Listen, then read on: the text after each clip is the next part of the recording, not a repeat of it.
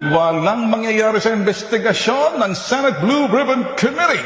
Pagkos ay grandstanding at paepal lang. Sabi nung isang broadcaster, di ba, ilalaki yung palaging kahit na hating gabi nakasalamin na yan ay kang mga gumagawa dyan yan, puro pasikat yan, puro pasiklab yan mga yan, puro epal. Ano kaya gagawin mo sa mga ganitong klaseng tao dyan? Bago ka pumuna ng uling ng iba, uling sa mukha mo'y pahirin mo muna. Matapos tila minaliit ang kakayahan ni Senate Blue Ribbon Committee Chairman Senator Rodante Marcoleta nang di umano'y talo ng broadcaster na si Ben Tulfo. Senator Rodante Marcoleta hindi na nakapagpigil pa at tila sumabog na. Tahasang sinampal ng katotohanan at kahiyan, hindi man diretsang pinangalanan, ngunit datapwat na sa pool ang talo ng broadcaster na si Ben Tulfo, pati kapatid nito, damay. Pero bago ang lahat, kung bago ka pa lamang sa aming channel, please huwag kalimutang mag-like, subscribe at i-click ang notification bell para mas maging updated ka pa lalo sa lahat pa ng bagong video na i-upload namin. At eto na nga mga kababayan, matapos ang tila pang mamaliit di umano ni Ben Tulfo sa kakayahan ng committee na pinamumunuan ni Senator Rodante Marcoleta, ang Blue Ribbon Committee, para mapanagot ang taong sangkot sa katiwalian ng nasabing proyekto, lalong-lalo na ang controversial na flood control projects ng bansa. Sa isang pahayag, tila pinagdiinan pa ni Ben Tulfo na ang tangi lang daw ang magagawa ng Senate Blue Ribbon Committee ay mag-imbestiga lang daw ng mag-imbestiga, at yung mga senador daw na naroon ay puro pasikat lang raw, paepa lang, puro forma lang at puro center of attraction ang gusto. Pero ang tangi raw na makakapanagot talaga sa mga sangkot dyan sa flood control project anomaly ay walang iba raw kundi ang Office of the Ombudsman. Kaya buwelta pa ng taong bayan sa mundo ng social media na bawat kagawaran at bawat departamento ng pamahalaan ay may kanya-kanya raw ang kapanig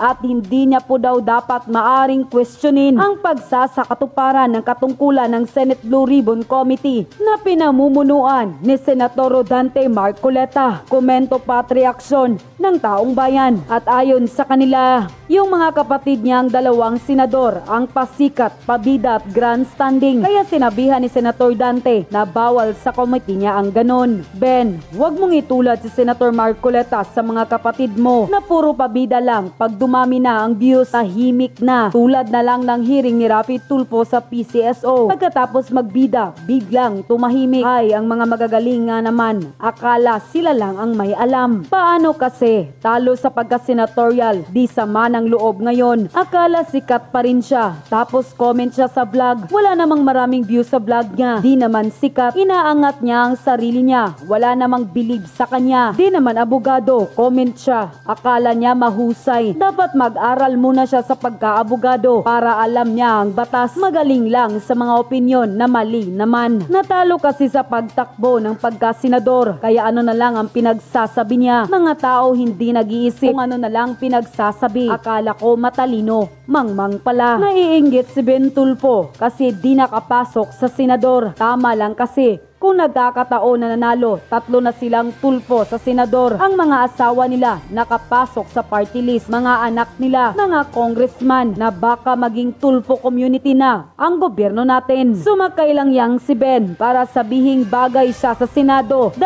butlog na Tulfo sa Senado, di nga makaporma kay Marcoleta. End quote.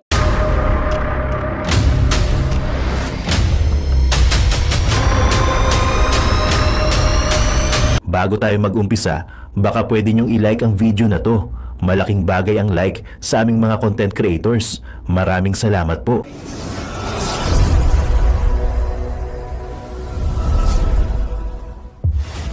Walang mangyayari sa investigasyon ng Senate Blue Ribbon Committee.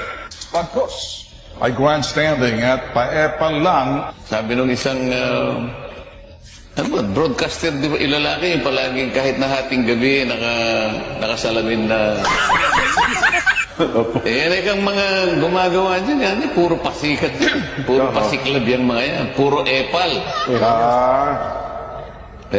Ano kaya gagawin mo sa mga ganitong klaseng tao dyan? Ano? O alam naman niya na yung committee, yung Blue Ribbon, yun ang talagang pinaka-major na committee na siya yung gaganap ng tungkulin na yun. O kapag nagpasaring ka ng gano'n, dala mo na lahat. Totoo po. Pero kung sasabihin niya, yung nagpasikat, nag-epal, palagay ko, hindi ako yun. O yung miyembro ng committee ko, yung kapatid niya Dami pong sumasawsaw ngayon sa flood scam, no? Ang dami pong politiko na dati ng mga senador. Dati na po kayong mga senador, dati na po kayong mga congressman, no? Nung nakita nyo po na very popular yung flood control project at nag-iimbestiga na po si Senator Marcoleta, kanya-kanya po kayong bitaw ng ano, no? Ng kanya-kanya kayong bitawan ng pagsawsaw. Pwede po ba? Ipaubayan nyo na kay Marcoleta. Wala naman pong patutunguhan. Expose dito, daldal doon sa media, pa-interview. Para saan po? Para saan yung ginagawa ninyo? Meron po bang mararating yung mga pinagagagawa ninyo? Na imbestiga? May nag-iimbestiga na po na senador. Para saan pa po yung ginagawa nyo? alam na naman natin to si Chua na ano lang di ba? Ito po. Teka lang, gusto ko lang malaman yung sinabi ni Chua. Ito po sinabi ni Chua, Dahil sumikat po to si Leandro Lebiste. Congressman sabi po ni Representative Chua, Congressman Leandro Lebiste did the right thing and I fully support him. I thank him for defending the honor of the House of Representatives. Honor daw po ng House of Representatives yung pinagtanggol. Tama po yun, no? Sa kaso niya. Pero hindi po maitatago kung honor po ng congressman o ng House of Representatives yung pinagtanggol ni Lebiste. Tama po yun. Kaya dapat gawin nyo rin po yan. Huwag nyo lang pong purihin. Ang hamon ko po dito po sa mga congressman na pupuri kay Leandro, kasi marami po yan Alam nyo naman yung mga sausawero at sausawera ang ating mga congressman at mga senador. O yan, sumausaw na to si Chua. Ang point ko lang po, wag lang nyo pong purihin yung kapwa nyo congressman. Kung maganda po yung ginawa niya, gayahin nyo. Paimbestigahan ninyo. Pwede po ba yun, Congressman Chua? Kaya po pinupuri ngayon si Leandro Lebiste. Kaya po nagganap yung pagtatangkang suhulan siya. Kaya naganap yan dahil iimbestigahan niya yung flood control project doon sa lugar nila. At natuklasan niya nga, 'di ba? Na yung mga binaon doon na metal sheet, kung ano man ang tawag doon. Imbis na 15 meters ay 5 meters lang yata. Tinipid. Tinipid nila kasi nakabaon naman. Akala nila hindi mahalata, nasira. Ang specification po 15 meters yung nakabaon. Pero ang binaon lang 5 metro, 10 metro yung natipid. Dispalinhado. Kaya po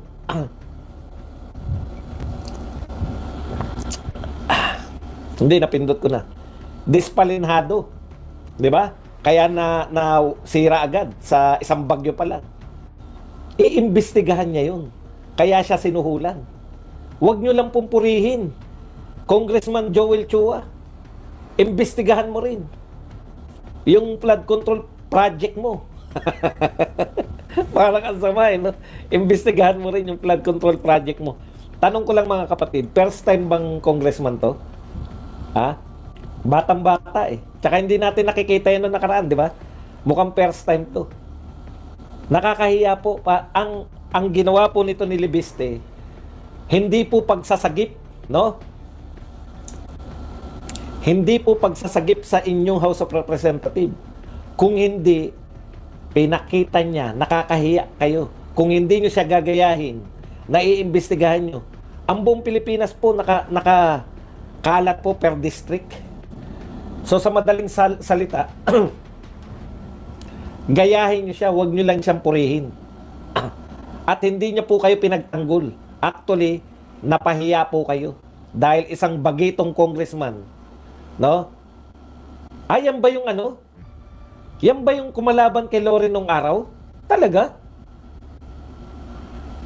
Yan pala yun. O at least itong bata na to, may napakulong. Ngayon, kung hindi nyo po magagaya yan, wag na kayo sumausaw. Kasi ibig sabihin, sa 300 mahigit na congressman, siya lang yung magpapaano? Siya lang yung tanging magpapaimbestiga?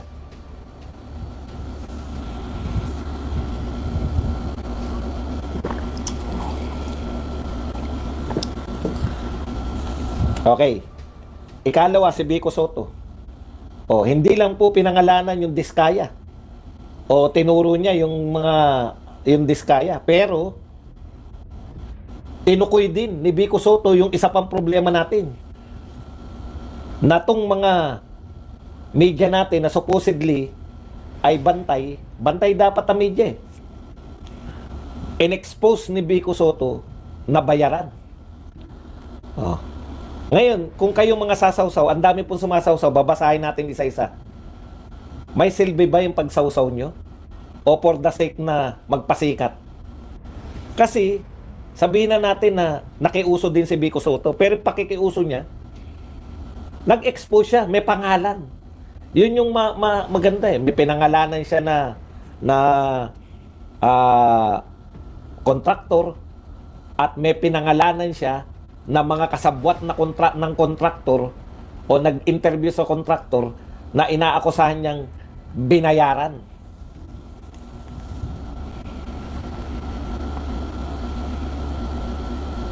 Kaya ngayon, expose na naman yung media ngayon. Kaya pala, lagi kayong kalaban ng Duterte kasi, alam nyo na.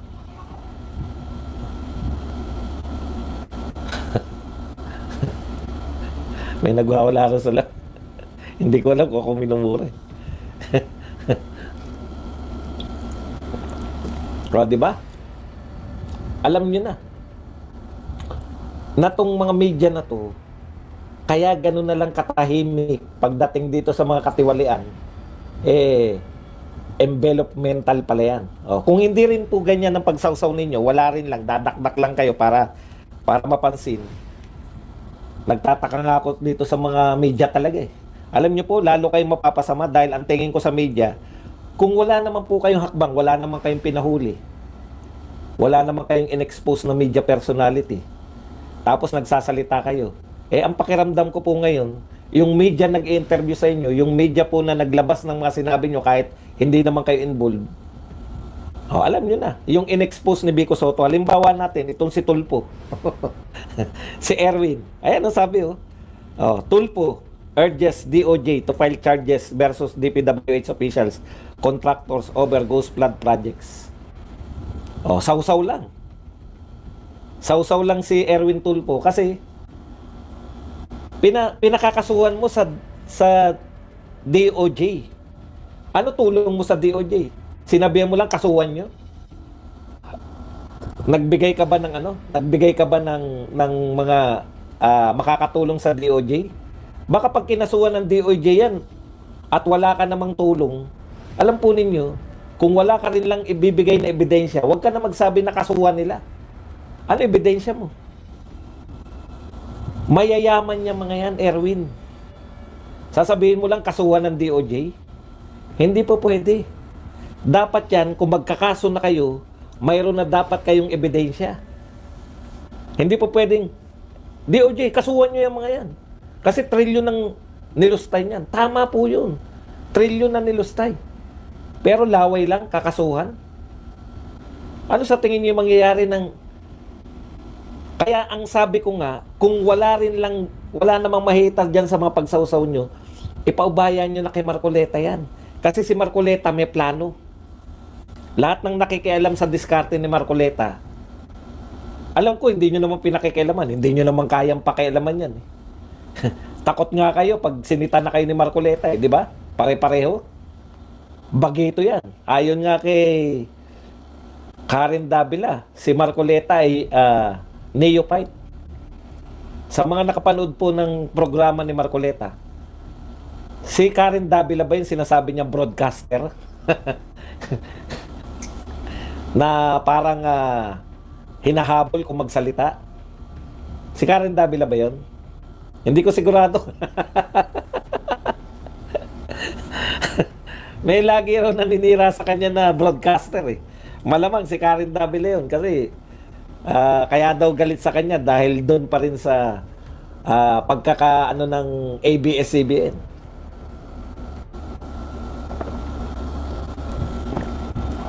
Si Karen ba yun? Wala ko kasing maisip na iba eh. Si Karen Davila lang naman yung nagsabi sa kanya ng neophyte, tsaka si Llamas eh. Alam mo, Senator Marcoleta, wala pong bilang si Llamas. Hindi po natin iniinda yan. Si Karen.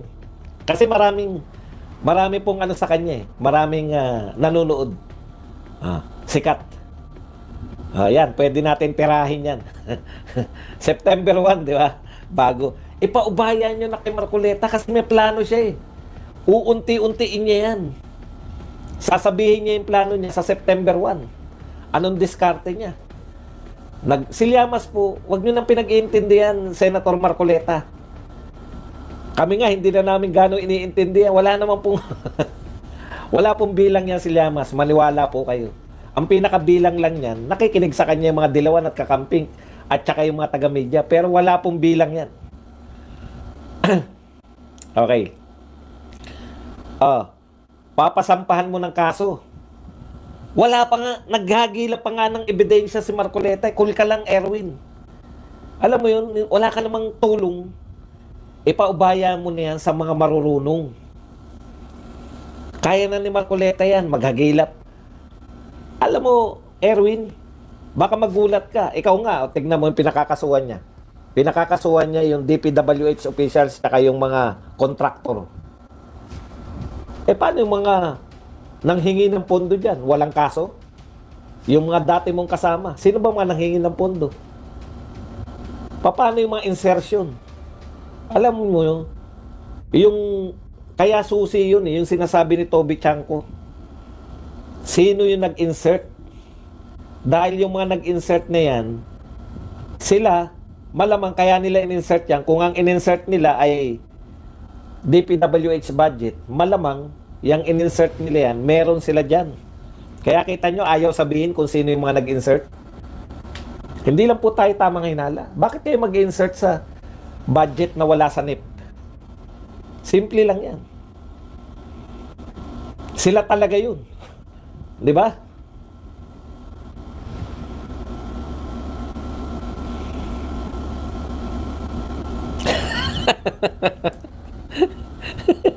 Dinamay niyo na naman si Dilima. Ibang insertion na naman yan. Tignan nyo to. Wala rin direksyon. Sino po yung pinagpapaliwanag nito ng mga congressman sa pamumuno ni Redon? Ni Terry Redon? COA naman, ang kanyang sinisisi. Bakit daw? Tama po, meron pong parte dyan na dapat sisihin yung COA. Pero hindi po sila ang mastermind yan. Diba? Hindi po sila ang mastermind yan. Congressman Redon. Hindi po yung COA. Okay. Kaya ako, sabi ko nga, ipaubaya na natin yan. Pakita lang po natin kung sino po yung mga sumasawsaw. Katulad po nito, si Senator Win Gatchalian. A contractor or company previously owned by politicians will be barred from joining government contracts. Naisip niya na yung mga kumpanya daw, maganda naman yung iniisip niya. Maganda naman yung sinabi niya. Kaya lang, bakit hindi mo yan naisip? Buhat nung nakaupo si Marcos, senador ka na eh. Di ba? Hindi ka naman natatanggal dyan, Senator Win Gatchalian. Lagi kang panalo. Bakit nyo lang naiisip yan ngayon lang? Ang tagal-tagal nyo ng senador. Hindi ka namin narinig na umangal dyan sa mga kontrata ng gobyerno. Sa mga kontraktor. Nakikita nyo po yung ibig ko sabihin? Kasi hodang in-expose siya ni President Marcos o hindi, iimbestigahan niya ni Marcoleta. Parang ang tagal na nga ni Marcoleta, nagulat din ako, 1 buwan at 3 weeks pa lang pala siya. Wala pa pala siyang 2 months. Yan yung sinasabi natin sa inyo na sausaw na naman kayo. Si Erwin sumausaw. Tignan nyo po bakit mali po yung sinasabi ni Erwin. Halimbawa, kinasuhan na ngayon na kinasuhan. Tapos walang matibay na ebidensya. Kinasuhan. Makakapangatwiran pa po yun eh. Bakit? May kaso na po kami sa DOJ. Kinasuhan na po kami. Hindi na po namin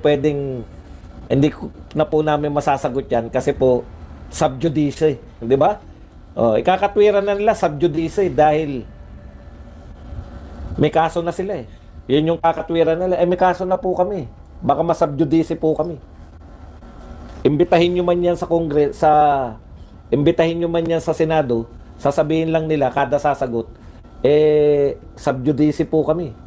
Kinasuhan na po kami sa DOJ. Hindi na po namin sasagutin yan. Kita nyo?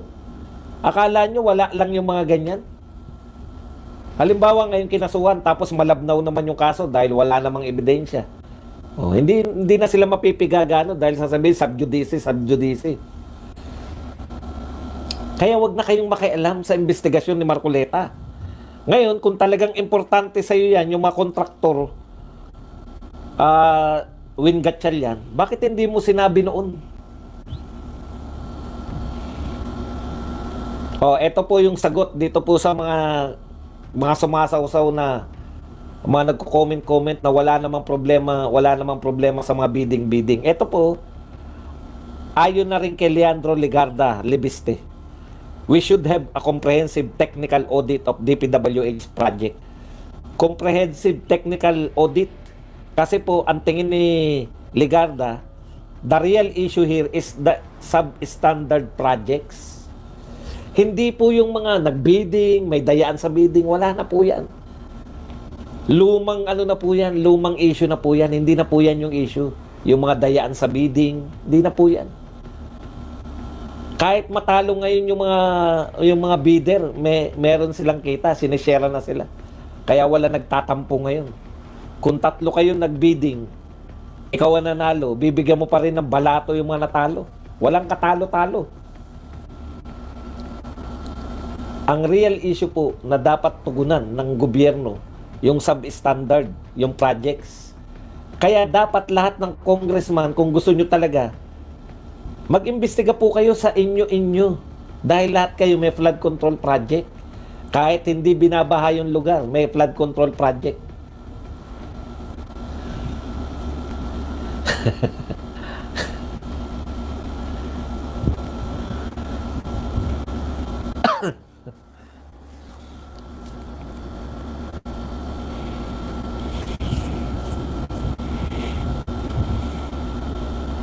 Eto mga binubulgar naman ni Ping Lacson. Wala namang problema sa pagbubulgar mo, Senator Ping. Ang problema kay Marcoleta, invited eh. Iniimbitahan niya eh. May problema tayo sa contractor. Kaya kita nyo, contractor muna. Yung mga naiinip, sinabihan po ni Senator Marcoleta, lalo na yung broadcaster, na laging parang naghabol ng sinasabi. Hinahamon niya nga pala si Karen Davila. Karen Davila, hinahamon ka ni Marcoleta, bakit hindi mo siya imbitahin sa programa mo?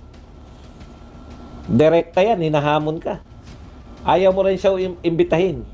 Bakit? Shuni, hindi bahain sa inyo? Pero meron pa rin kayong flood control. Huwag ka mag-alala, magkakaroon na ng baha ngayon. Kasi, ang nakita ko po, usually na flood control nila, hinaharangan nila yung ilog eh. Free-flowing po yan. Alam niyo po ba yung mga ilog, bawal ka magtayo dyan sa tabi ng ilog ng mga bahay? Kung magtatayo ka ng bahay sa tabi ng ilog, pucha, problema mo yan pag umapaw ang ilog. Karamihan po ng ginagawa nila sa tabi ng ilog. Naknam po pa. Imbis na free-flowing lang dati yung mga ilog, nababarahan, patay na. Kaya tama po yung gobernador ng Pampanga. Dati na silang binaba pero hanggang tuhod lang. Tsaka madali lang humupa. Pero na nagtayo ng mga flood control project hanggang dibdib na. So hindi po nakatulong, perwisyo pa. Tapos tumatagal pa ng 2 buwan. Gobernador po to ng Pampanga, hindi po natin kinatsambahan to. Gobernador ng Pampanga. At yun na nga mga kababayan, ano na ang masasabi mo? Kung mayroon kayong hinaing at komento patungkol sa balitang ito, please comment down below. Pag-uusapan natin yan sa comment section. At kung nagustuhan nyo ang video, ay huwag kalimutang mag-like at i-share na din para mas marami pang makaalam at umabot ito sa marami sa ating mga kababayan. Maraming salamat po. Mabuti pa ang sardinas, may label. Eh tayo, wala. Oo nga pala. Nay, ito na yung bayad ko sa isa, ano? O, kunin mo yung isa. Isa muna, iyan, no? Tapos, isa pa, di ba? 4 dapat na sardinas, eh. Yan. 3 na. Pang-4 na sardinas. Okay na.